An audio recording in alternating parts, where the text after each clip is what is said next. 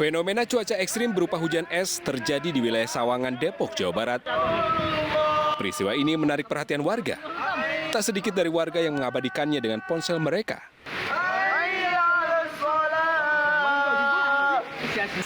Warga sempat panik karena butiran es yang menimpa rumah mereka ukurannya cukup besar.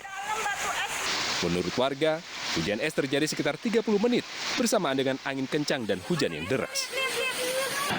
Iya, kurang lebih hujannya sekitar setengah jam dan itu hujannya sangat deras, disertai dengan angin kencang, ditambah lagi hujan es batu. Makanya jadi orang-orang dan anak-anak pada panik, nangis, karena hujan es batunya lumayan besar. Meski sudah mereda, warga masih waspada lantaran angin masih cukup kencang berhembus di wilayah tersebut. Dari Depok, Jawa Barat, Iyung Rizky melaporkan.